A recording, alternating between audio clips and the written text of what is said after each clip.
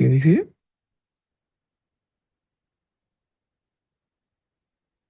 अ, आपकी आवाज नहीं आ रही है, अगर आप कुछ कह रहे हो तो। अब आ रही है। अब आवाज आ रही है। All right. बिस्मिल्लाह। तो हमने क्वेश्चन 20 तक कल किया था, अब क्वेश्चन 21 से शुरू करते हैं। क्वेश्चन 21 ये कह रहा है कि आपके पास बहुत सारे डिफरेंट डिफरेंट फोटो माइक्रोग्राफ्स हैं। अगेन, फोटो माइक्रोग्राफ का मतलब लाइट माइक्रोस्कोप से ली गई पिक्चर्स। ये क्या दिखा रहे हैं आपको? माइटोसिस की स्टेजेस दिखा रहे हैं। मुझे आप माइटोसिस के स्टेजेस के नाम बता सकते थे? Early prophase, late prophase, metaphase, anaphase और फिर टेलोफेज। बिल्कुल, early prophase, late prophase, metaphase, anaphase and then telophase. इसके लिए हमने एक निमोनिक भी याद किया था, पी मैट का, remember? Prophase, metaphase, anaphase, telophase. जी। राइट। अच्छा, अब आपको यहाँ पे स्टेजेस को करेक्ट ऑर्डर में लिखना है।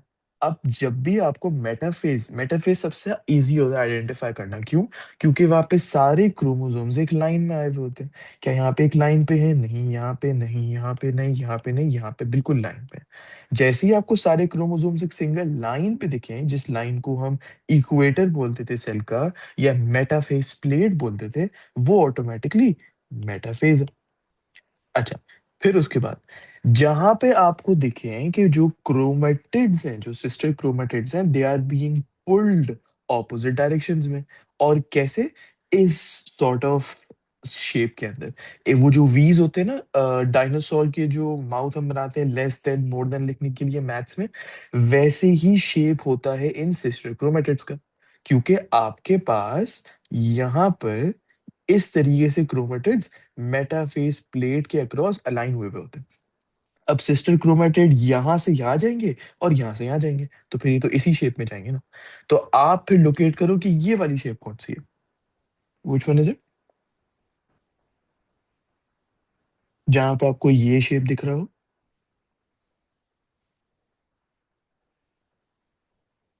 वन। एग्जैक्टली, वन में हमें ये शेप दिख रहा है। इसका क्लियर क्या मतलब है कि ये एनाफेज है। अच्छा, तो मेटाफेज भी हमने पता लगा लिया क्या है, एनाफेज भी पता लगा लिया क्या है। टीलोफेज ये होगा कि एक बहुत बड़ा सेल आपको दिया हुआ होगा, और उसके दोनों एंड्स पे, ऑपोजिट एंड्स पे या ऑपोजिट पोल्स पे सेल के, आपको ये बहुत सारे क्रोमोसोम्स यहाँ पे मिलेंगे और बहुत सारे क्रोमेटिड, सॉरी, यहाँ पे भी मिलेंगे। तो ये कौन सी पिक्चर है? फोर। Exactly exactly. तो ये आपका टीलोफेज है। तो मेटाफेज हो गया, एनाफेज हो गया, टीलोफेज हो गया। अब मुझे 2 और 3 में से बताओ, अर्ली प्रोफेज कौन है और लेट प्रोफेज कौन है? जो टू है वो अर्ली प्रोफेज है और थ्री जो है हम्म। वो लेट प्रोफेज है। Exactly exactly. क्योंकि अर्ली प्रोफेज में क्या हमें क्रोमोसोम्स एक लाइन के तौर पे दिखते हैं? मतलब इस तरीके से क्या हमें क्रोमोसोम्स दिखते हैं, या वो क्रोमोसोम्स जम्बल्ड अप होते हैं एक दूसरे के साथ? अर्ली प्रोफेज में। जी, अर्ली प्रोफेज जी। में हमें मतलब वो। मतलब डेंस मतलब क्रोमेटिन्स होते हैं उसमें। एग्जैक्टली, वो डेंस होते हैं, क्रोमेटिन्स होते हैं। लेकिन फिर इनको सुपर कॉइलिंग इनकी करती है और क्रोमेटिन से बनाते हैं वो क्रोमेटिड। फिर हमें वो chromosomes, chromatid sorry, as a single line दिखते हैं, एंड नॉट इस तरीके से बस डेंस हुए हुए। एक लाइन डिस्टिंक्ट क्रोमेटिड्स दिखते हैं, मतलब एक क्रोमेटिड को दूसरे क्रोमेटिड से आप डिफरेंशिएट कर सकते हो। This is what is meant by the chromatids being thick and stout. ये दो हमने वर्ड्स देखे थे लेट प्रोफेज में। तो अब सिर्फ आपको ऑर्डर में लिखना है। तो पहले 2 आएगा, फिर 3 आएगा, फिर उसके बाद 5 आएगा, फिर 1 आएगा, फिर 4 आएगा। 2 3 5 1 4, और वो है ऑप्शन ए। अच्छा, अब क्वेश्चन 22 पे आ जाओ। ये इस पेपर का आई थिंक सबसे मुश्किल क्वेश्चन है, तो जरा इसको सुकून से देखते हैं। क्वेश्चन 22 क्या कह रहा है? वो कह रहा है आपके पास एक जीन है। ये वो जीन है जो प्रोटीन आर के लिए कोड करते हैं। हमें पता है ना, gene codes for protein. The gene that codes for protein are, वो जीन 130 के बी लॉन्ग है। अब ये के बी क्या है? उन्होंने बता दिया है। के बी का मतलब होता है 1000 बेस पेयर्स। तो अगर 130 के बी है, इसका मतलब ये होगा कि 130,000 बेस पेयर्स। जी। अच्छा, अब ये भी चीज समझने की है, ये 130,000 बेस पेयर्स का मतलब क्या है, देखो। जीन क्या है? Gene is essentially a section of DNA. हमारी बॉडी के अंदर डीएनए सिंगल स्ट्रैंडेड होता है, डबल स्ट्रैंडेड? Double standard. बिल्कुल, तो ये एक स्ट्रैंड है और ये एक स्ट्रैंड है। जिस स्ट्रैंड की ट्रांसक्रिप्शन होती है, उस स्ट्रैंड का नाम क्या होता है? जिस स्ट्रैंड को यूज करके एमआरएनए बनाते हैं, उस स्ट्रैंड का नाम क्या है? क्या उसका नाम टेम्पलेट स्ट्रैंड है, या क्या उसका नाम sense strand? Template strand. Exactly gene जो है वो दो स्ट्रैंड्स की होती है हमेशा, gene is a section of DNA. लेकिन जीन का वो वाला स्ट्रैंड जिससे एमआरएनए बनता है ना, उस स्ट्रैंड का नाम है टेम्पलेट स्ट्रैंड।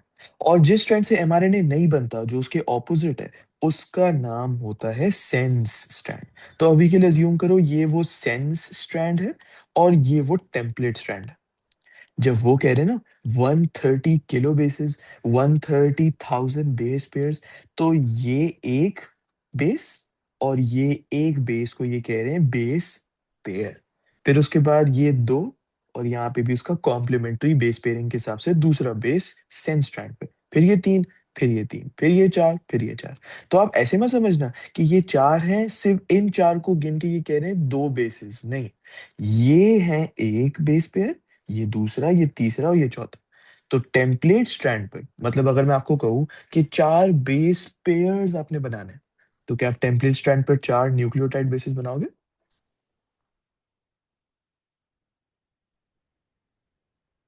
जी। बिल्कुल, क्योंकि बेस पेयर का मतलब क्या है, it's not counting two nucleotides in the same strand, it's counting one nucleotide in one strand and one nucleotide in the other strand. तो ये एक पेयर, दूसरा पेयर, तीसरा पेयर, चौथा पेयर। तो अगर मैं कहूँ चार बेस पेयर, तो आप चार यहाँ पे और चार यहाँ पे बनाते हैं। अच्छा, फिर ये कह रहे हैं जो प्रोटीन आर बनता है, that is 220 kilo DA in mass. The typical mass of an amino acid, remember ये मोनोमर्स होते हैं प्रोटीन को बनाने के लिए, इज 110 डीए। अब जरा सोचो ये क्या कह रहे हैं, एक अमाइनो एसिड का मास 110 डीए, पूरे प्रोटीन का मास 220 केडी है। तो मुझे बताओ, जब इस 220 केडीए को पहले डीए में कन्वर्ट करते हैं, मल्टीप्लाई बाय 1000, जब इसको डिवाइड करेंगे, ये पूरे प्रोटीन का मास है, जब इसको एक अमाइनो एसिड के मास से डिवाइड करेंगे, तो क्या हमें नंबर ऑफ अमाइनो एसिड्स पता चल जाएंगे? जी। तो अब जरा करके देखते हैं। 220,000 डिवाइड बाय 110, ये हैं 2000 अमाइनो एसिड्स। अब मैं एक स्टेटमेंट लिखता हूं, आप इसका मुझे फिल इन द ब्लैंक बताना। One amino acid is coded for by dash codon, each codon contains dash nucleotide basis. सबसे पहले तो आपने बताना है कि एक अमाइनो एसिड के लिए कितने कोडॉन कोड करते हैं, और एक कोडॉन के अंदर कितने न्यूक्लियोटाइड बेसिस होते हैं।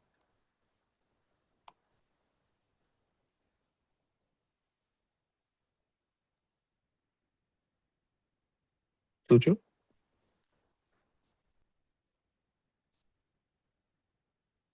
आ, एक अमीनो एसिड के लिए एक कोडॉन होगा। बिल्कुल सही, और एक कोडॉन के अंदर कितने न्यूक्लियोटाइड बेसिस होते हैं? 3। थ्री न्यूक्लियोटाइड बेसिस होते हैं। हमने वो तीन वर्ड्स देखे थे, रिमेंबर, ट्रिपलेट, कोडॉन और एंटीकोडॉन। ट्रिपलेट होता है तीन न्यूक्लियोटाइड बेसिस, लेकिन डीएनए स्ट्रैंड के अंदर, ये जीन के अंदर। कोडॉन होते हैं अगेन थ्री न्यूक्लियोटाइड बेसिस, लेकिन एमआरएनए के अंदर। और फिर anti codon again three nucleotide basis, लेकिन टीआरएनए के अंदर। तो दोनों तीनों तीन तीन न्यूक्लियोटाइड बेसिस ईच है। लेकिन ये डीएनए में मिलेगा, ये एमआरएनए में मिलेगा, और ये टीआरएनए में मिलेगा। तो अगर 2000 अमाइनो एसिड्स हैं, तो फिर उसके लिए 2000 कोडॉन्स होने चाहिए, करेक्ट? जी। और 2000 कोडॉन्स का मतलब कितने न्यूक्लियोटाइड बेसिस, अगर एक कोडॉन में तीन होते हैं? 6000। तो कैन वी से 6000 न्यूक्लियोटाइड बेसिस का आपका फंक्शनल एमआरएनए स्ट्रैंड है? जी। तो ये आंसर ए या सी में से होगा। Approximate length of mRNA for this जी। अब मुझे बताओ, जब डीएनए का एक स्ट्रैंड, जीन का सॉरी एक स्ट्रैंड, वो टेम्पलेट स्ट्रैंड की ट्रांसक्रिप्शन होती है, फिर आरएनए स्प्लाइसिंग भी होती है। आरएनए स्प्लाइसिंग में रिमूव कौन होता है, इंट्रॉन या एक्सॉन? एक्सॉन्स रिमूव होते हैं। इंट्रॉन्स रिमूव होते हैं। This is very very easy to confuse. आप बस ये याद रखना, इंट्रॉन्स आर रिमूव्ड। कोई भी निमोनिक सोच लो। एक निमोनिक जो अभी मेरे दिमाग में आ रहा है वो आई और आर। केमिस्ट्री में आपने पढ़ा था ना, इंफ्रारेड स्पेक्ट्रोस्कोपी। अजीब अजीब निमोनिक यूज कर लो, बस ये चीज आपको याद रखनी है। Introns removed, exons joined together. So introns removed, exons joint. तो ये मुझे बताओ, आपका जो फंक्शनल एमआरएनए स्ट्रैंड है जिसमें 2000 कोडॉन है, क्या इसमें कोई इंट्रॉन्स होंगे या उनको ऑलरेडी हमने हटा दिया? हाँ, हमने ऑलरेडी हटा दिया। एग्जैक्टली exactly, क्योंकि यहाँ पे तो हम ट्रांसलेशन की बात करें ना। आरएनए स्प्लाइसिंग तो ट्रांसलेशन से पहले होती है। अच्छा, अब जरा देखते हैं ये एमआरएनए जो फंक्शनल स्ट्रैंड है, आरएनए स्प्लाइसिंग के बाद जिसमें 2000 कोडॉन्स हैं, ये जिस जीन से बना था, उस जीन की लेंथ भी तो है हमारे पास, 130,000 बेस पेयर्स।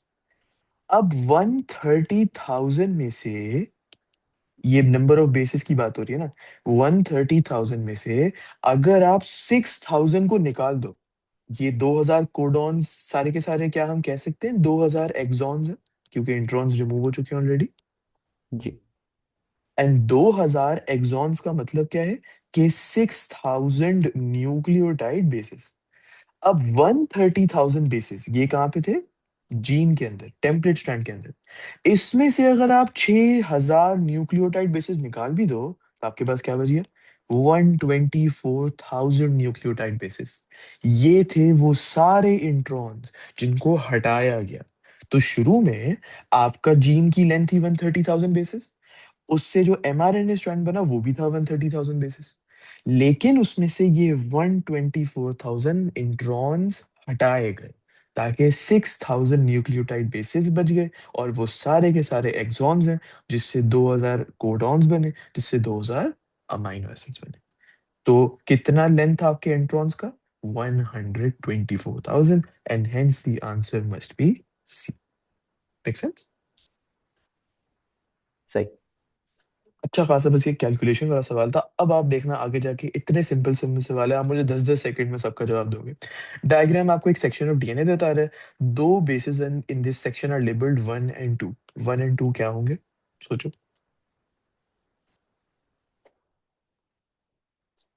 सबसे पहले आपको बताना है, वन, ये जो बेस नंबर 1 है, क्या ये प्यूरिन है या पिरामिडन है? प्यूरिन है। ऐसा क्यों? क्योंकि प्यूरिन में डबल एंड स्ट्रक्चर होता है। एग्जैक्टली, टू रिंग्ड स्ट्रक्चर होता है। ओके, और बेस नंबर 2 आपको नाम से बताना है, क्या वो एडेनिन है या वो ग्वानिन है, यही दो ऑप्शन है।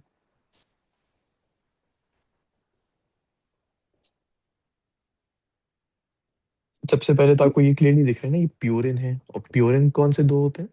एडेनिन और गुआनिन। बिल्कुल। अब ये कैसे पता करें कौन सा है? ये एडेनिन है। ऐसा क्यों, तब कोई रीजनिंग इसके पीछे? नहीं। अच्छा, अब रीजनिंग तो कुछ ना कुछ तो दी हुई होगी ना, वरना हम आइडेंटिफाई कैसे करेंगे? नंबर ऑफ हाइड्रोजन बॉन्ड्स क्या डिफरेंट होते थे जब हम different different nucleotide basis use कर रहे होते थे? जी। तो फिर यहाँ पे एडेनिन और थाइमिन के बीच में कितने हाइड्रोजन बॉन्ड्स होते थे? दो। Exactly exactly. और गुआनिन और साइटोसिन के बीच में कितने होते थे? 3। 3। इसका मतलब यहाँ पे भी 3 है। दिस मीन्स कि ये दो गुआनिन एंड साइटोसिन है। अभी आपको ये नहीं पता कौन सा है, you know these two together is guanine and cytosine. अब ये है वन रिंग, तो ये गुआनिन तो नहीं हो सकता ना, ये साइटोसिन होगा। Means this must be guanine. Guanine, इसीलिए बी आपका आंसर। तो हमेशा आप जब भी आपको वो इस किस्म का डायग्राम देना और न्यूक्लियोटाइड बेस को आइडेंटिफाई करने का पूछे ACGTU में से, तो आपके पास सिर्फ दो ही तरकीबें हैं, दो ही ट्रिक्स हैं, और वो क्या है? सबसे पहले आप रिंग का नंबर देख लो, दो रिंग है तो प्यूरिन है, एडेनिन ग्वानिन में से आपका ऑप्शंस लिमिट हो गए, और अगर एक रिंग है तो पिरिमिडिन है, साइटोसिन थाइमिन और यूरासिल। अगर ये ट्रिक यूज कर ली और फिर भी आंसर तक नहीं पहुंचे, फिर हाइड्रोजन बॉन्ड्स का नंबर देख लो। इसके अलावा हमने कुछ पढ़ा ही नहीं है जिससे हम और भी ज्यादा डिफरेंशिएट कर सकें न्यूक्लियोटाइड बेसिस में। बस इन्हीं दो चीजों की बेसिस पर डिफरेंशिएट कर सकते हैं। अच्छा, which role describes the role of the enzymes DNA polymerase and ligase? पहले डीएनए लाइगेज का मुझे रोल बताने।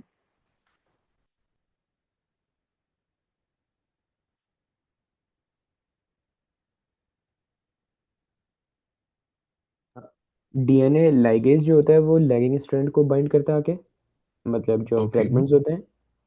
क्या नाम था और उन फ्रेगमेंट्स का? Okazaki fragments. करेक्ट। और डीएनए पॉलीमरेज? 5' to 3', मतलब न्यूक्लियोटाइड ऐड करते हैं। 5 and 3 पर न्यूक्लियोटाइड ऐड करता है। Perfect. So DNA ligase join the sections of DNA together on the lagging strand, तो ये सही है। लीडिंग स्ट्रैंड गलत है, तो बी गलत है। इस तरीके से आप एलिमिनेट करोगे ऑब्वियसली ना ऑप्शंस। लीडिंग स्ट्रैंड गलत है तो ये डी भी गलत है। अच्छा, 3'5', this is wrong, so C is also wrong. 5'3', hence A is her answer. अच्छा, अब आपको टेबल में दिखाए हुए some of the DNA triplet codes, मतलब ये जो सारे आपको तीन तीन तीन तीन न्यूक्लियोटाइड बेसिस दिख रहे हैं ना, ये डीएनए के अंदर की बात कर रहे हैं। डीएनए स्ट्रैंड के अंदर, जो जीन के अंदर है, एमआरएनए के अंदर नहीं। तभी ट्रिपलेट का वर्ड यूज कर रहे हैं, कोडॉन का नहीं। So it shows some of the DNA triplet codes for some amino acids, मतलब कि ये कहना चाह रहे हैं अगर डीएनए का ट्रिपलेट कोड GCA हुआ ना, तो फिर आर्जिनिन अमीनो एसिड राइबोसोम के अंदर आएगा करस्पॉन्डिंग टू दिस। अगर TTA हुआ तो फिर एस्पारगाइन अमीनो एसिड राइबोसोम के अंदर आएगा और प्रोटीन के प्राइमरी स्ट्रक्चर का हिस्सा बने। अच्छा, अब जरा देखो क्या कह रहे हैं। The base sequence on the template strand, remember अभी 2 मिनट पहले हमने क्या देखा? डीएनए स्ट्रैंड जो होता है वो डबल स्ट्रैंडेड होता है। एक स्ट्रैंड पर ट्रांसक्रिप्शन होती है और एक स्ट्रैंड बिल्कुल फारिग बैठा होता है, उसके ऑपोजिट वाला ना। तो उस जो फारिग बैठा है उसको हम सेंस स्ट्रैंड कहते हैं, और जिस पर ट्रांसक्रिप्शन होती है उसको हम टेम्पलेट स्ट्रैंड कहते हैं। तो ये कह रहे हैं कि जो बेस सीक्वेंस है ना टेम्पलेट डीएनए स्ट्रैंड पे, coding for part of a polypeptide is shown. क्या आप मुझे इन टेबल को यूज करके मुझे बता सकते हो what does each triplet correspond to which amino acid, ताकि हमें पता चल जाए ना अमाइनो एसिड का प्राइमरी स्ट्रक्चर क्या होगा पॉलीपेप्टाइड का। तो मतलब फॉर एग्जांपल यहाँ पे CCA है, राइट? तो फिर आप टेबल में देखोगे CCA कहाँ पे है? ग्लाइसिन। इसका मतलब CCA के करस्पॉन्डिंग पहला प्रोटीन और पहला अमाइनो एसिड होगा ग्लाइसिन। इस तरीके से बाकी की बताओ ऑर्डर में। फिर सीसीए ग्लाइसिन पर टीटीसी जो है वो होगा लाइसिन, और फिर एसीजी होगा सिस्टीन, करेक्ट। और फिर जीसीजी होगा आर्गिनिन। उसके बाद करेक्ट। फिर टीटीए होगा एस्पेरागिन, और फिर होगा जीसीए होगा आर्गिनिन। Organic, correct. तो इससे आपको पता खुद से चल गया even before reading the question कि क्या वो पूछेंगे हमें। अमाइनो एसिड का सीक्वेंस पता चल गया। अब वो कह रहे हैं कि दो म्यूटेशंस होती है, interesting. Two mutations occur in this sequence जब डीएनए रेप्लिकेट हो रहा होता है। विच म्यूटेटेड डीएनए, तो ये आपका ओरिजिनल डीएनए का सीक्वेंस था, न्यूक्लियोटाइड बेस सीक्वेंस था। अब ये पूछ रहे हैं कि इन चारों ऑप्शंस में से ना कौन सा, चारों कह रहे हैं म्यूटेटेड है, which mutated DNA sequence would result in two different amino acids. तो इन चारों ऑप्शंस के लिए आप हर किसी का अमाइनो एसिड सीक्वेंस लिखो और फिर देखो कि कौन से ऑप्शन में दो अमाइनो एसिड्स डिफरेंट है कंपेयर टू योर ओरिजिनल जो बनता अमाइनो एसिड सीक्वेंस, अगर तो कोई म्यूटेशन नहीं होती। तो जरा ऑप्शन ए के लिए कर लो, बस लंबा सवाल है, मुश्किल नहीं है। ऑप्शन ए में अमाइनो एसिड की सीक्वेंस क्या होगी? ग्लाइसिन, हम्म। और फिर स्टॉप, हाँ, स्टॉप हो गया। अब ये बताओ, स्टॉप अगर हो गया तो ये तो स्टॉप कोडॉन इसके करस्पॉन्डिंग बनेगा, राइट? जी। और अगर स्टॉप कोडॉन बनेगा, क्या आगे प्रोटीन बन सकेगा? नहीं। नहीं, स्टॉप कोडॉन का मतलब क्या होता है? स्टॉप कोडॉन और स्टार्ट कोडॉन एमआरएनए में इसीलिए होते हैं ताकि राइबोसोम को पता हो ना ट्रांसलेशन शुरू कब करनी है और खत्म कब करनी है। अगर स्टॉप कोडॉन यहाँ पे आ गया तो फिर ये तो पूरी चीज बनेगी ही नहीं ना। हम ऐसे ऑप्शन को चूज कर रहे हैं जहां पे दो डिफरेंट अमाइनो एसिड्स हैं। यहाँ पे तो है ही सिर्फ दो अमाइनो एसिड, बाकी तो वो बना ही नहीं रहा। तो क्या ये हमारा आंसर हो सकता है? नहीं। नहीं, तो ए गलत है। अच्छा, फिर बी में। बी में है ग्लाइसिन, फिर लाइसिन, और फिर सिस्टीन, हम्म, और आर्गिनिन, और एक और आर्गिनिन। एक और नहीं, आर्गिनिन।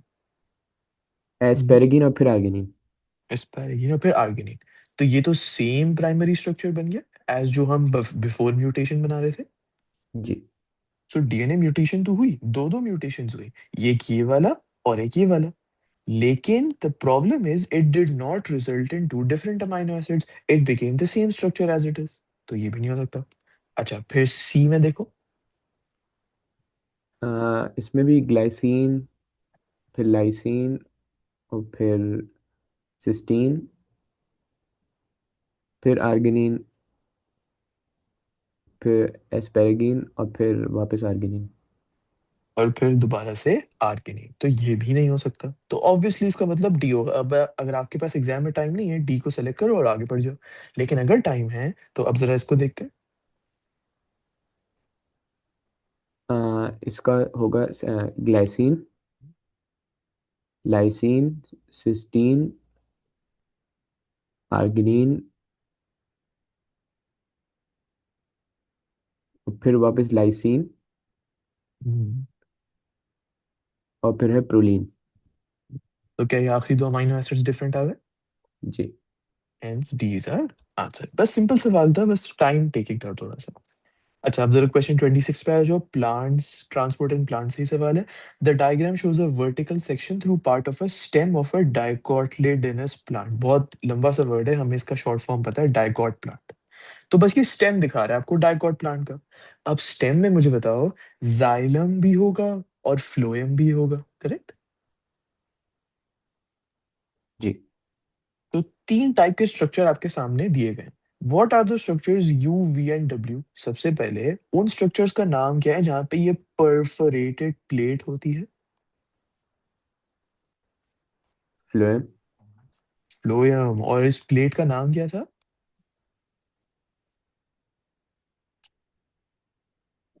क्या इस प्लेट का नाम सीव प्लेट था? सही।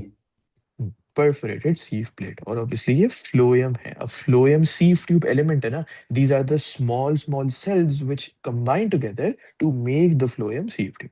सो यू हमारा जो है वो हो गया फ्लोएम सीव ट्यूब एलिमेंट्स।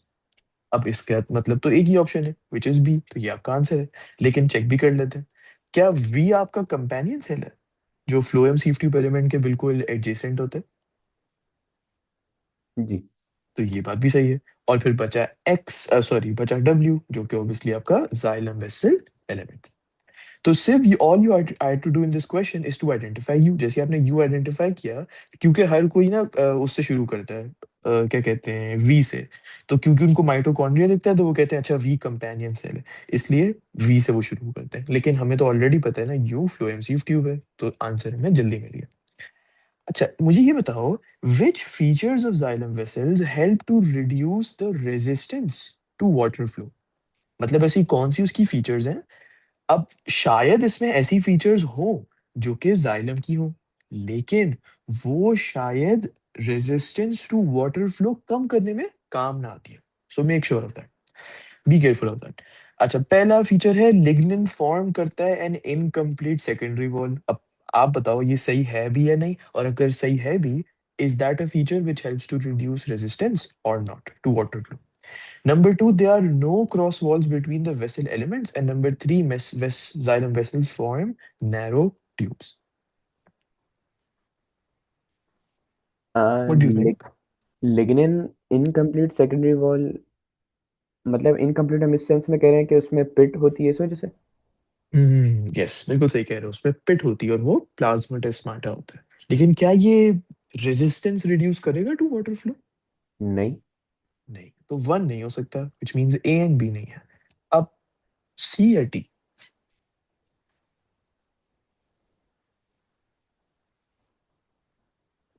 पहले नंबर टू पे आ जाओ। There are no cross walls between the vessel elements. What do you think? ये फीचर हो सकता है रेजिस्टेंस रिड्यूस करने का, क्योंकि एक तरीके से कोई बैरिकेड नहीं है। एग्जैक्टली, तो टू तो है। अब क्या थ्री है या नहीं? They form narrow tubes. नहीं। नहीं, नैरो ट्यूब्स फॉर्म करने से, जैसे आर्टरीज में होता है ना, नैरो ट्यूब्स का मतलब ब्लड प्रेशर ज्यादा होगा, उसी तरीके से नैरो ट्यूब्स का मतलब पानी का प्रेशर ज्यादा होगा। लेकिन पानी जहां पे फ्लो कर रहा है, उसके लिए ऑब्स्टिकल्स कम करने में तो ये काम नहीं कर रहा ना। रेजिस्टेंस कम करने के लिए तो कोई काम नहीं कर रहा है, बस स्पीड बढ़ा रहा है उसकी। So no, this is not the case. So the answer is going to be C, two only. बिल्कुल सही। अब जरा क्वेश्चन 28 पे आ जाओ। What causes the water to move from the root hair cells to the endodermis? Always remember, जब भी आप सिंप्लास्ट ट्रांसपोर्ट की बात करते हो या अपोप्लास्ट ट्रांसपोर्ट की बात करते हो ना, वो हमने कहा था होती है सिंपल डिफ्यूजन। क्योंकि अगर आप सिंप्लास्ट ट्रांसपोर्ट में भी देखो, वो प्लाज्मोडेस्माटा के थ्रू तो जा रहा है, लेकिन वो सिंपली डिफ्यूज कर रहा है ना, क्योंकि वो मेम्ब्रेन के थ्रू नहीं जा रहा। तो प्लाज्मोडेस्माटा के थ्रू जा रहा है ना, it's not going through the membrane. तो आप ऑस्मोसिस तो नहीं कह सकते, क्योंकि ऑस्मोसिस होता है through a semi permeable membrane. ये simply high concentration to low concentration जा रहा है, डाउन द कंसेंट्रेशन ग्रेडियंट। तो सिंप्लास्ट ट्रांसपोर्ट हो, अपोप्लास्ट ट्रांसपोर्ट हो, वो सिंपल डिफ्यूजन होती है। तो क्या इस बेसिस पे आप सी और डी को हटा सकते हो, क्योंकि वो ऑस्मोसिस की बात कर रहे हैं? हटा सकते हैं। तो ये लिखा हुआ है osmosis from cell vacuole to cell vacuole. किस टाइप की ट्रांसपोर्ट की बात हो रही है, सिंप्लास्ट या apoplast? Symplast. Exactly. Cell vacuole to cell vacuole is just another fancy way of saying symplast transport. और वो कह रहे हैं simplast transport osmosis से होता है। Wrong. Osmosis through the intercellular spaces. Again, ये क्या है, simplast या apoplast?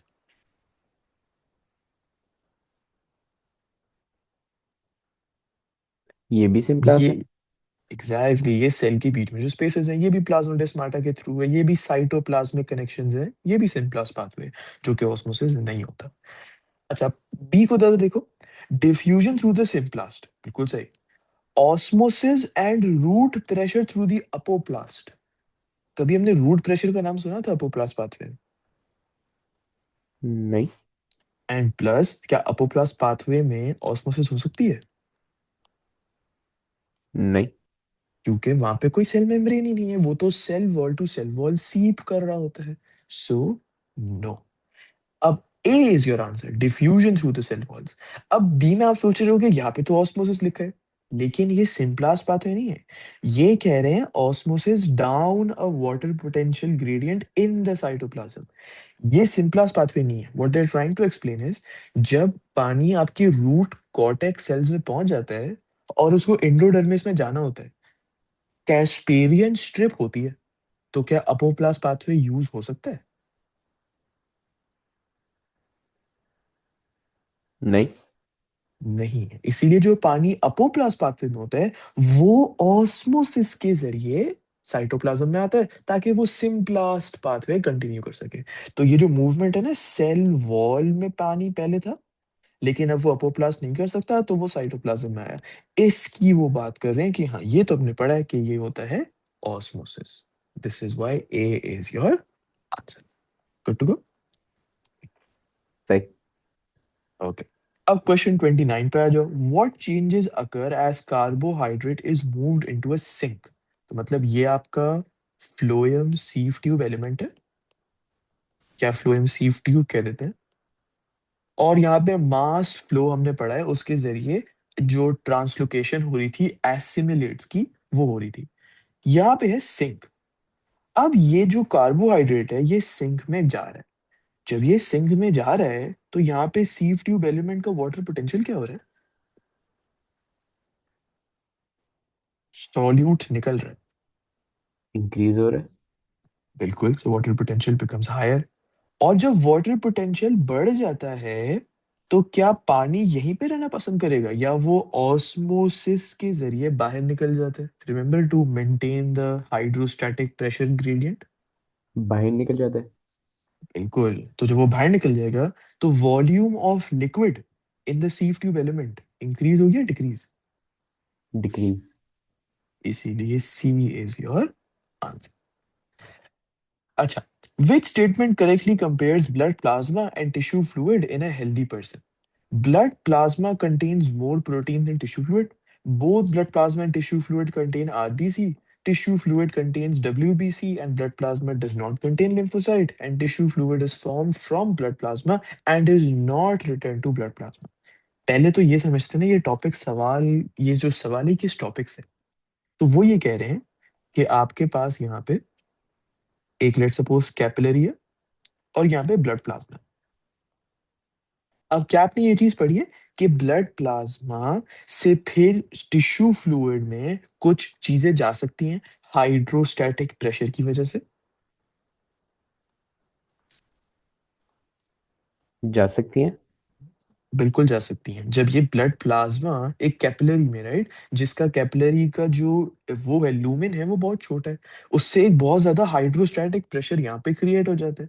और क्योंकि हमने पढ़ा है कि उसकी स्क्वामस इंडोथीलियल लाइनिंग होती है, राइट, बहुत ज्यादा डिफ्यूज इंडोथीलियल लाइनिंग होती है। डिफ्यूज लाइनिंग का मतलब कि वो बहुत ज्यादा उनके बीच में स्पेसेस का चांस होता है, स्पेसेस होती हैं बल्कि। तो यहाँ से कुछ चीजें टिश्यू फ्लूइड में जा सकती हैं। फिर आगे जाके जब बहुत ज्यादा चीजें टिश्यू फ्लूइड में आएंगी तो फिर ये वापस भी जा सकती हैं। तो क्या ये बात सही है कि tissue fluid is form from blood plasma यहां तक? जी। लेकिन ये कह रहे हैं कि it is not return to the blood plasma. क्या ये चीज सही है?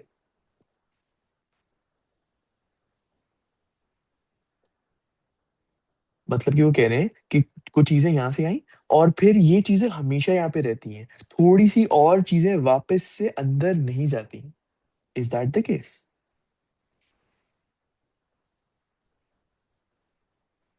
नहीं। नहीं, द थिंग इज, अब मैं आपको ना जैसे ही क्लास खत्म होती ना, मैं अगर, या मेरे पास बुक यहाँ पे है, हाँ बुक मेरे पास है, ब्लू बुक आपके पास है आसपास? जी। इसमें ना आप चैप्टर नंबर 8 पे जाओ, एक डायग्राम बहुत अच्छी है, इससे आपको पूरी चीज ये क्लियर हो जाएगी। कहाँ गई? एक सेकंड, ये रही, पेज नंबर 201 पे जाओ, फिगर 8.12। बस इस डायग्राम को आप सुकून से क्लास के बाद एनालाइज करना। इसमें देखो चीजें, अभी एरो से देख लो, चीजें बाहर आ रही हैं कैपिलरी से, और फिर थोड़ी देर के बाद टिश्यू फ्लूइड से ब्लड प्लाज्मा के अंदर भी चीजें जा रही हैं। तो टिश्यू फ्लूइड बिल्कुल ब्लड प्लाज्मा से बनता है, लेकिन ये कहना कि थोड़ा सा भी हिस्सा वापस नहीं जाता ब्लड प्लाज्मा में, ये गलत है। अच्छा, अब बाकी तीन तो आप अपनी लॉजिक से बता सकते हो। मुझे बताओ, रेड ब्लड सेल की साइज बड़ी होती है, क्या ये कैपिलरी की लाइनिंग के थ्रू पास कर सकता है, ये वाली लाइनिंग के through and into the tissue fluid?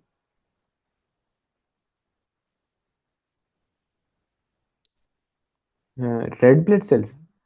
Red blood cell. नहीं। नहीं, तो क्या ये बात सही है कि बोथ ब्लड प्लाज्मा, ये तो सही है, and tissue fluid contain RBC? गलत है। गलत है। टिश्यू फ्लूइड में आरबीसी आएगा कैसे? कोई भी चीज टिश्यू फ्लूइड में ऐसे आ रही थी कि जब वो इंडोथीलियल लाइनिंग के थ्रू पास होके ब्लड प्लाज्मा से टिश्यू फ्लूइड में आ रही थी। आरबीसी तो पास ही नहीं कर सकते, तो टिश्यू फ्लूइड में आरबीसी हो ही नहीं सकता। अच्छा, tissue fluid contains WBC whereas blood plasma does not contain lymphocyte again। क्या डब्ल्यूबीसी पास कर सकते हैं इंडोथेलियल लाइनिंग से नहीं। White blood cells? नहीं, सो सी इज आल्सो रॉन्ग। अच्छा, तो व्हाइट ब्लड सेल भी देख लिया हमने कि वो पास कर सकते हैं, नहीं नहीं पास कर सकते, रेड ब्लड सेल भी नहीं कर सकते। बाकी चीजें कर सकती हैं, और इन बाकी चीजों में ना कुछ प्रोटीन्स भी शामिल है। हमने सिर्फ एक प्रोटीन के बारे में पढ़ा है ना हमारे सिलेबस में, जो ब्लड प्लाज्मा में होता है, और वो है फिब्रिनोजन। और भी प्लाज्मा प्रोटीन्स होते हैं, ऐसे प्रोटीन्स को भी ना हम प्लाज्मा प्रोटीन्स कहते हैं, क्योंकि ये ब्लड प्लाज्मा में डिसॉल्व होते हैं और बॉडी में फ्लो कर रहे होते हैं।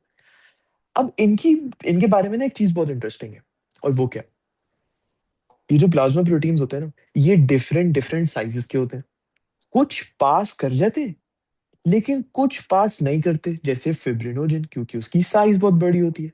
तो कुछ पास करके टिश्यू फ्लूइड में आ जाते हैं, कुछ नहीं पास कर पाते आरबीसी और डब्ल्यूबीसी की तरह, तो वो ब्लड प्लाज्मा में रह जाते हैं। तो क्या ये बात कहना सही होगी कि ब्लड प्लाज्मा में प्रोटीन से, टिश्यू फ्लूइड से ज्यादा प्रोटीन मिलेगा? जी। क्योंकि जिनकी साइज बड़ी थी वो तो नहीं जा सके ना, जिनकी साइज छोटी थी वो चले गए ब्लड प्लाज्मा से टिश्यू फ्लूइड में। अब ये नहीं कह रहे कि ब्लड प्लाज्मा में ही प्रोटीन है, टिश्यू फ्लूइड में तो है ही नहीं, नहीं। हम कह रहे हैं blood plasma has more than protein than tissue fluid. ये बात बिल्कुल सही है।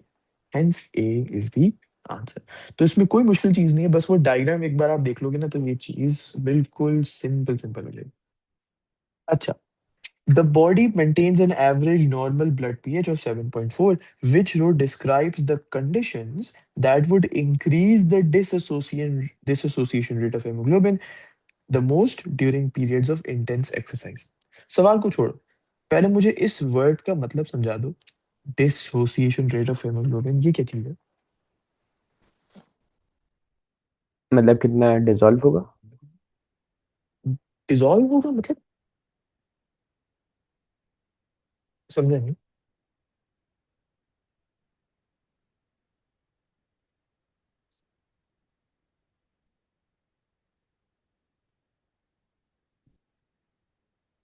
डिसोसिएट का मतलब डिसॉल्व होता है?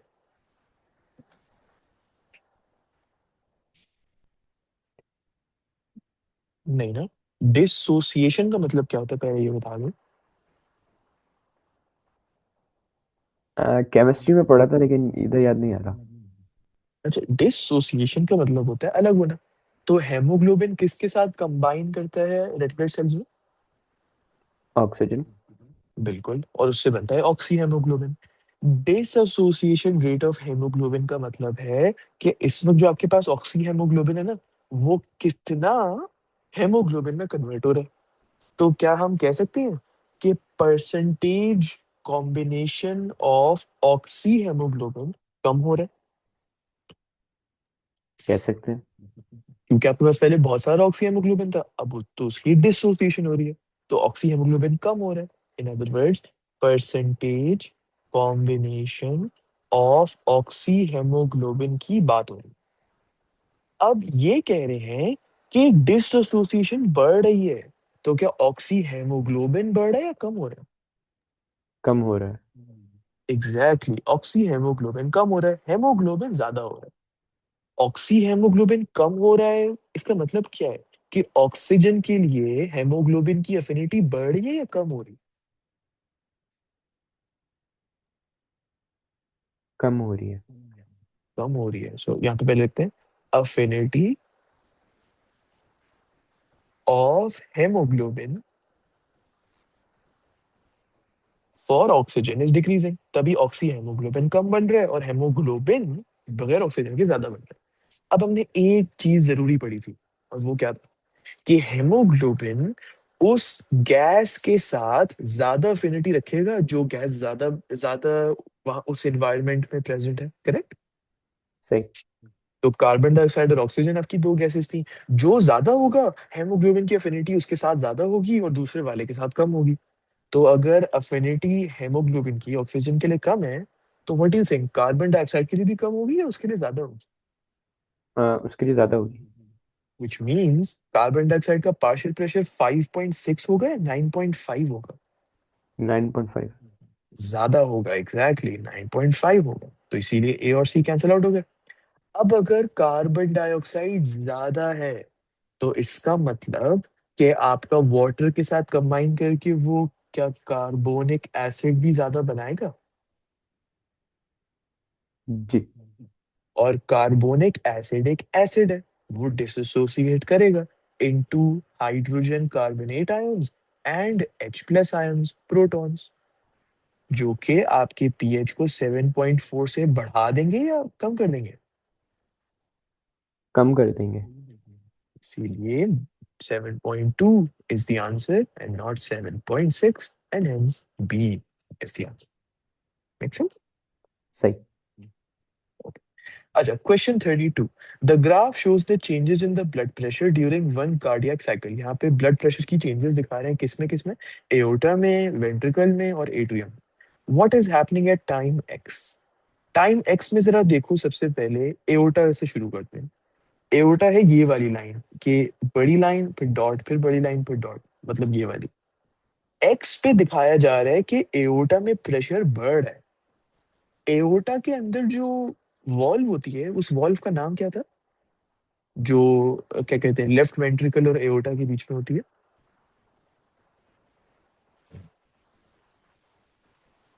क्या वो एक एट्रियो वेंट्रिकुलर वॉल्व थी या क्या वो एक सेमी ल्यूनर वॉल्व थी? Atrio ventricular valve. Atrio ventricular valve तो हमारे ट्राइकस्पिड और बाइकस्पिड थे ना, एट्रियम और वेंट्रिकल के बीच में।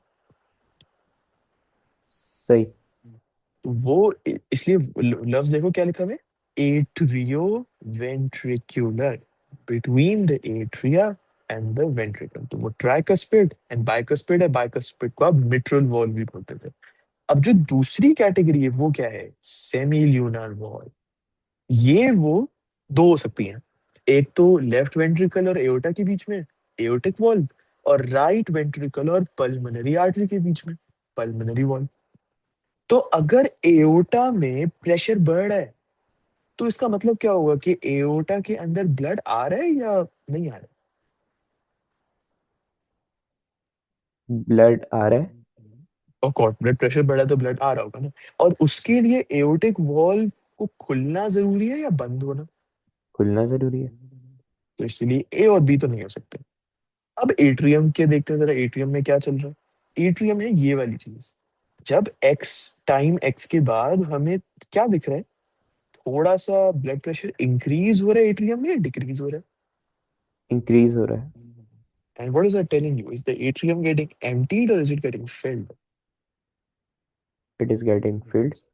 Exactly, which is why D is our answer. अगर तो empty हो रहा होता तो उसका blood pressure ऐसे कम होता, लेकिन ये तो बढ़ रहा है, which means that it is gonna be filled. तो never be worried about the graphs. अगर आपको concept सही पता है ना कि अच्छा atrial diastole होगा, फिर ventricular systole होगा और फिर पूरा हार्ट diastole में चला जाएगा, ये पता हो कि कौन सा वॉल्व कब बंद हो रहा है, ब्लड कब किस में जा रहा है, तो फिर कोई भी ग्राफ हार्ट का या ब्लड प्रेशर का मुश्किल कभी भी नहीं है। अच्छा, how many times must a carbon, remember हमने ये बात की थी, ये हमेशा आता है रिपीटेटिव है बहुत, कि एक कार्बन डाइऑक्साइड को कितने सेल मेम्ब्रेन से पास करना होगा, नंबर आपको बताना हो, तो this is very very famous of a question. So how many times must a carbon dioxide molecule pass through a cell surface membrane to travel from the tissue fluid into the blood plasma? सो ये आपका blood plasma है, of course, जो capillary के अंदर होता है। और ब्लड प्लाज्मा में ना, अब हम लाइनें नहीं बनाते, थोड़ा और डिटेल हो जाते हैं क्योंकि हमें सेल मेम्ब्रेन बतानी है ना कितनी है। तो क्या जो कैपिलरी की लाइनिंग है, क्या हम उसे स्क्वामस एंडोथेलियल लाइनिंग कहते थे? जी। Endothelial lining because it's in blood vessel, and squamous क्यों, क्योंकि वो बहुत स्पेसेस वाला था, उनके बीच में स्पेसेस थी। लेकिन जरा ब्रैकेट में देखो क्या लिखा है, assume there are no pores between the cells the carbon dioxide must pass through। हमने ये पढ़ा है ना कि ये कैपिलरीज के बीच में जो स्पेसेस होती हैं, जो पोर्स होती हैं, इनके थ्रू चीजें ट्रांसपोर्ट होती हैं। लेकिन ये कह रहे हैं कि यहाँ पे अज्यूम करो कि कोई पोर है ही नहीं, तो मतलब कि अगर कोई चीज यहाँ पे है टिश्यू फ्लूइड में और इसको यहाँ पे जाना है ब्लड प्लाज्मा में, कितने सेल मेम्ब्रेन्स के थ्रू पास कर रहे हैं?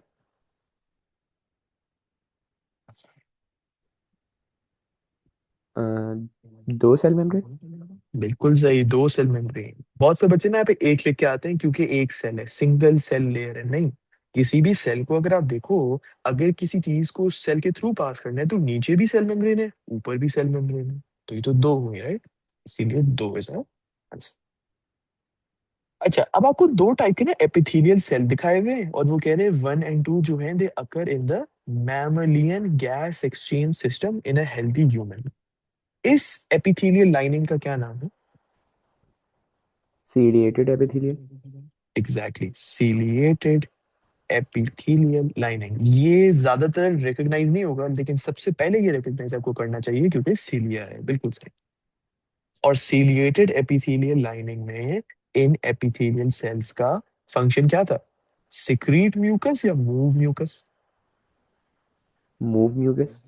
बिल्कुल, सिक्रीट करने का तो उनका काम है ना, गॉबलेट सेल्स और वो म्यूकस सिक्रीटिंग ग्लैंड्स, तो इनका काम सिक्रीट करना तो नहीं है। अच्छा, ये जो मूव कर रहे हैं म्यूकस, एल्वियोलाई में कर रहे हैं, ब्रोंकाई में? ब्रोंकाई। एग्जैक्टली, एल्वियोलाई में नहीं, ब्रोंकाई में। सो ऑटोमेटिकली डी आपका आंसर है। अब इसको कंफर्म भी कर सकते हैं। क्या हमने ये पढ़ा था कि एपिथेलियल सेल्स जो होते हैं, they are also found in the alveolar wall. जी।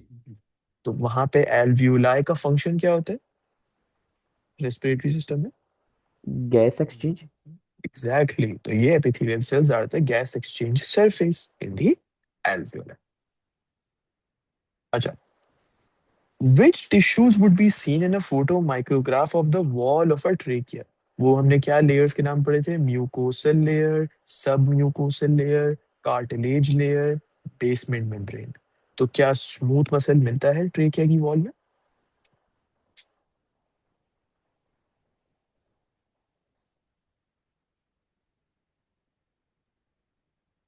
तो जो लेयर्स के अंदर क्या क्या आता था? मिलता है। बिल्कुल मिलता है। और क्या इलास्टिक फाइबर्स मिलते हैं? नहीं। इलास्टिक फाइबर्स भी मिलते हैं। जो आपका सब म्यूकोस नहीं, सॉरी, सब म्यूकोसल या बेसमेंट में से कोई एक था, हम चेक भी कर लेते हैं। चैप्टर 7, ये रहा। नहीं, सॉरी, चैप्टर 9 था ना वो। ये रहा, गैस एक्सचेंज। यहाँ पे हमारा जो म्यूकोसल लेयर सबसे पहले वाला आ गया। इसमें एपिथेलियल लाइनिंग हमने पढ़ा था और सब गॉबलेट सेल्स होते हैं। फिर सब म्यूकोसल लेयर में ब्लड वेसल, नर्व सप्लाई और म्यूकस ग्लैंड्स होते हैं। और फिर आपका जो बेसमेंट मेम्ब्रेन है, ये जो layer of loose connective tissue है, इसमें आपके इलास्टिक फाइबर्स फाउंड होते हैं। क्योंकि जब आप लूज कनेक्टिव टिश्यू कहते हो और कहते हो कि कार्टिलेज लेयर को सपोर्ट करना है, तो ये सपोर्ट स्ट्रेच होकर ही करेगा, राइट? सही। तो इसीलिए इट, ये अपने नोट्स में ऐड कर लेना, it contain elastic fibres, hence why C is our answer. अच्छा, इसमें कोलेजन नहीं होता, राइट? एल्वियोलाई में कोलेजन और वो दूसरी वाली चीज इलास्टिक फाइबर्स होते हैं। ये चीज आपको ट्रेकिया में सिर्फ इलास्टिक फाइबर्स ही मिलेंगे। अच्छा, ये ग्राफ आपको क्या दिखा रहा है कि डिक्रीज या रिडक्शन कितनी आई है टीबी के केसेस में in a country between 1910 and 2000? Tuberculosis कैसे फैलता है, किन तरीकों से?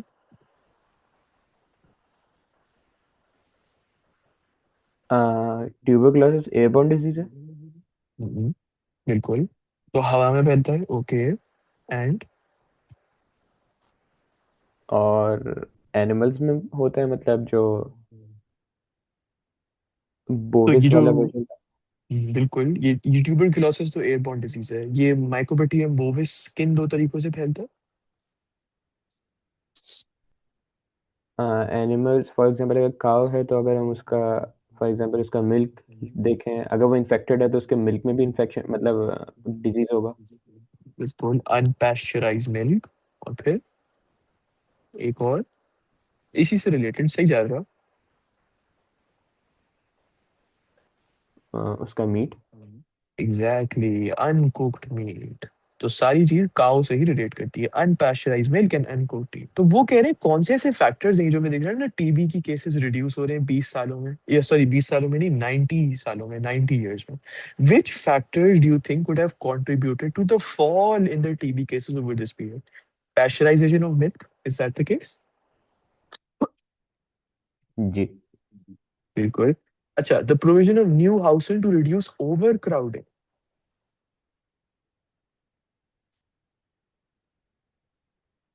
What do you think? हो सकता है। बिल्कुल, क्योंकि जब ओवर क्राउडिंग होती है, एक रूम में ज्यादा लोग होते हैं, तो फिर एरोसॉल इन्फेक्शन या इसका दूसरा नाम एयरबॉर्न डिजीज हवा में फैलने का ज्यादा चांस होता है। तो बिल्कुल। अच्छा, removing large pools of stagnant water, क्या टीबी जो है पानी से फैलता है? नहीं। नहीं, ये तो मलेरिया की बात कर रहे हैं, टीबी के। अच्छा, contact tracing, identification of contacts of people infected with TB, होता है। होता है। तो इसलिए 1, 2 एंड 4 आदि आंसर। अच्छा, अगला तो बहुत ही सिंपल है। The pathogens for some diseases are transmitted by vectors. ऐसा डिजीज का आपने नाम बताना है which is transmitted with the help of a vector which can be controlled by the removal of pools of water. Malaria. Exactly, malaria. HIV फैलता है sexual transmission से, cholera फैलता है उससे, पुअर सैनिटेशन से, ट्यूबरकुलोसिस अभी हमने देखा एरोसॉल इन्फेक्शन से फैलता है। अच्छा, अब एयरबोर्न डिजीज के अलावा भी ना एक वर्ड ही हमने पढ़ा था, एरोसॉल इन्फेक्शन, वो भी आप यूज कर सकते हैं। और मलेरिया एक लौती चीज है जो वेक्टर से फैलती है। अच्छा, ये पेनिसिलिन बैक्टीरिया को अफेक्ट कैसे करता है? इन चारों ऑप्शंस को पढ़ो। मतलब उसकी सेल वॉल को वीकेंड कर देता है, जबकि जब उसके अंदर ऑस्मोसिस से पानी आता है तो उसकी मतलब जो बैक्टीरिया की सेल वॉल है वो बर्स्ट हो जाती है। Exactly exactly. तो कहीं भी सेल वॉल का मेंशन हो, that's gonna be our answer.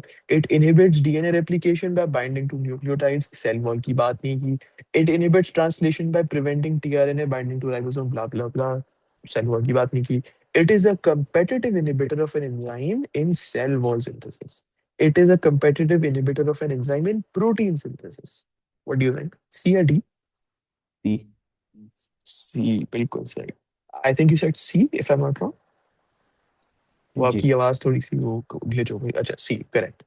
अच्छा, the hybridoma method is used for MAbs बनाने के लिए, मोनोक्लोनल एंटीबॉडीज को बनाने के लिए। Which two types of cell are used in this method? सबसे पहले तो बताओ, क्या एक बी लिम्फोसाइट यूज होता है या T lymphocyte? B lymphocyte. Correct. और फिर क्या स्टेम सेल यूज होता है या कैंसर का सेल, कैंसर सेल। जिसका दूसरा नाम ट्यूमर सेल होता है, राइट? वो ट्यूमर फॉर्म करते हैं कैंसरस सेल्स, एड अप सारे ज्वाइन होके मिलके। तो सी इज योर आंसर। अच्छा, अब जरा आखिरी सवाल देखो। Which describes a non-specific immune response? ये non-specific वर्ड का मतलब क्या है? What are they trying to say? मतलब जो प्राइमरी और सेकेंडरी इम्यून रिस्पॉन्स होता था उससे हटकर। ओके, लेकिन इसका वर्ड देखो ना, नॉन स्पेसिफिक। इसका मतलब ये क्या ये कहना चाह रहे हैं कि ये देखते ही नहीं है कि कौन सा एंटीजन है कौन सा पैथोजन है, सेम काम करते हैं हर चीज के लिए, राइट? जी। क्योंकि स्पेसिफिक इम्यून रिस्पॉन्स तो वो होगा ना, टी हेल्पर सेल एक्टिवेट हुआ, टी किलर सेल एक्टिवेट हुआ, सिलेक्शन, क्लोनल एक्सपेंशन, वो हर एंटीजन के लिए अलग अलग होता है। Activation of T killer cells by infected cells, is this a specific और नॉन स्पेसिफिक इम्यून रिस्पॉन्स? ये स्पेसिफिक है। Cloning of B lymphocytes to form plasma cells, ये भी स्पेसिफिक है। बिल्कुल ये क्लोनल एक्सपेंशन की बात कर रहे हैं, ये भी एक स्पेसिफिक इम्यून रिस्पॉन्स के अंदर आता है। अच्छा, फिर उसके बाद injection of a bacterial by neutrophil मतलब फैगोसाइटोसिस। ये नॉन स्पेसिफिक है। बिल्कुल सही, नॉन स्पेसिफिक है। वो न्यूट्रोफिल जो हमारा फैगोसाइट है वो देखेगा थोड़ी, अच्छा ये वो वाला एंटीजन था, ये वो वाला एंटीजन था, नहीं। उसका एक ही रोल है, एक ही गोल है उसका दिमाग में, और वो क्या, बस जो भी मेरे सामने आएगा मैं उसको डाइजेस्ट कर दूं। तो इसीलिए this is a non specific immune response. अब अगला स्टेटमेंट देखो, पहला वर्ड ही आपको बता देगा, recognition. Non specific immune response में क्या आप रिकॉग्नाइज करते हो एंटीजन्स को? नहीं। नहीं, क्योंकि अगर आप रिकॉग्नाइज करते तो वो स्पेसिफिक इम्यून रिस्पॉन्स बन जाता। So yes, that is the end of this paper. कोई भी confusion in any question we? अभी तक तो नहीं है। सही। So that is obviously the end. मैं आपको ये सेंड कर दूंगा पेपर जैसी क्लास खत्म होती है। बस एक चीज, जैसी क्लास खत्म आप करना, वो पेज नंबर 201 पे फिगर 8.12 को प्लीज देख लेना। अच्छा, और कल अगेन हम 2 बजे क्लास रखते हैं, और हम फिर इंशाल्लाह कल केमिस्ट्री का एक पेपर शुरू करेंगे। तो फिजिक्स एक कर लिया, बायो कर लिया, अब अगला केमिस्ट्री। सही। सही। चलो, हाफिज। अल्लाह हाफिज।